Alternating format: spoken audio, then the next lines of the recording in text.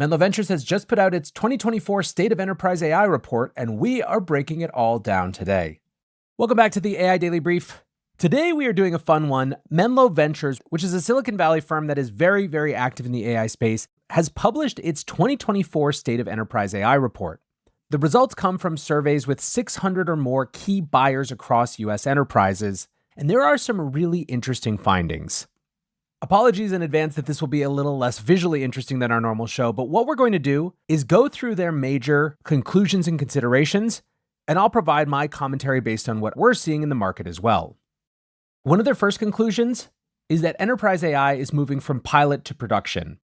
The big stat here is that AI spending was up more than 600% from the $2.3 billion that was spent in 2023 all the way to $13.8 billion this year. Menlo calls that a, quote, clear signal that enterprises are shifting from experimentation to execution. They also note that this comes with significant organizational optimism. 72% of decision makers, they say, anticipate broader adoption of generative AI tools in the near future. And yet, it is still very clearly early. More than a third of Menlo's respondents said that they didn't have a clear vision for how generative AI will be implemented across their organization. So a couple follow-ups from me. First, it is definitely the case that one, there is increased spending and increased activity around AI, and that two, there's increased optimism and a sense of broader adoption coming. My only quibble here is with the framing of from pilots to production. Generative AI is very much not a technology shift that's going to fit comfortably into phases like that. What I mean is that what we're seeing across the enterprise is that even when pilots are successful and they move into broader institutional adoption, there's a whole additional set of pilots that are just getting started and are earlier in their journey. And what this reflects is that generative AI marks a shift in how frequently organizations are going to need to change. It's not a one-time transition from pre-AI to post-AI. It's a new and ongoing process. Many organizations, even that have put significant AI initiatives into production, still feel behind in other areas. And that's, of course, because generative AI is so wide-reaching in its implications. Still, to the extent that the conclusion here is that 2024 was a year of more, absolutely, absolutely true.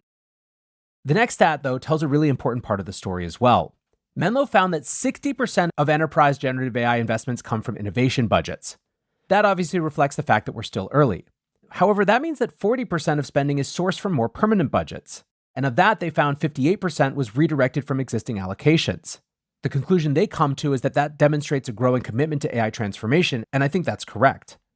As an aside, one of the additional things that we've seen is that the sector of the organization that was dedicated to innovation, while sometimes previously kind of toothless and under-resourced, has become a much more significant player in the generative AI era.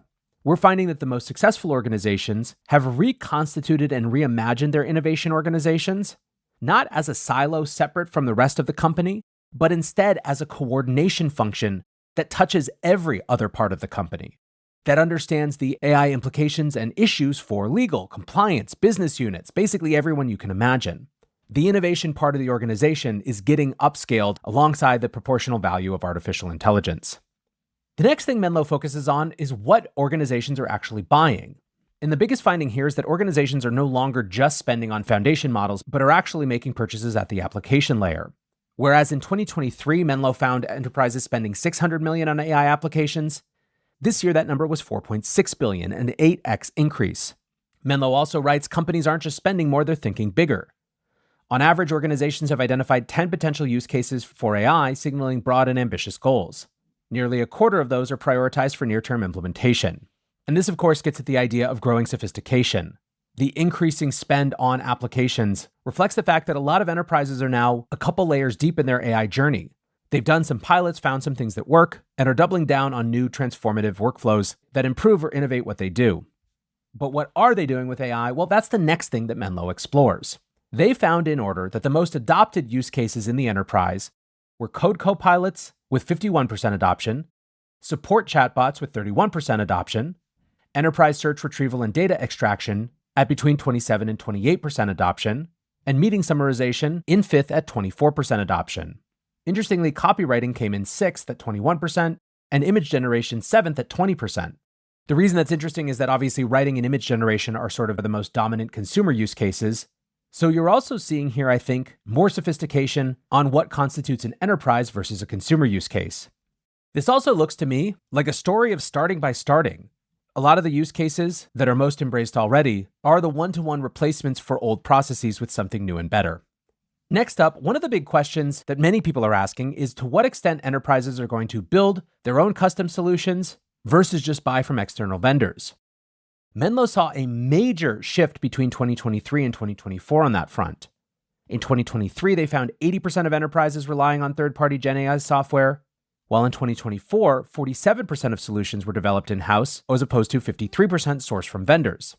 Those numbers are dramatic, but we're certainly seeing something similar, at least in the sense that a couple things are happening. First of all, a lot of the higher order use cases for generative AI rely on interaction with the company's data. And so there's already an inherent bias and push towards an in-house solution that has fewer security concerns. At the same time, as companies move towards more specialized use cases, vertical and functional AI applications are just starting to come online. And so I wouldn't be surprised if we're in a period for some time where before vertical and functional AI applications reach dominance, a lot of organizations experiment with spinning up their own in-house versions of them first. In other words, I wouldn't be surprised if over a 4 or 5 year time period, we see first this shift that we're in right now from third-party vendors to in-house solutions, and then back a couple years later towards more third-party solutions as they get better and more specific. Another really interesting finding is that AI isn't just hitting one area, it is really hitting every different area. IT commands 22% of the spend, product and engineering commands 19%, customer support 9%, sales 8%, data science 8%, marketing 7%, human resources 7%, accounting and finance 7%, design 6%, legal 3%, and everything else still another 6%. This is really truly a org-wide transformation, which of course is part of what makes it such a challenge for companies that haven't had to think that broadly and comprehensively about a transformation process, maybe ever.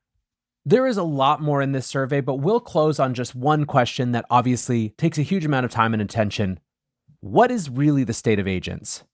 It's clear from this survey that agentic architectures are still mostly in the realm of the future.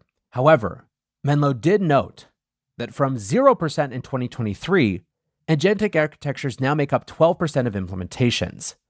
I would expect that this number will go up wildly in the next year, but we will of course have to wait for next year's survey to know for sure. For now though, that is going to do it for the AI Daily Brief. Until next time, peace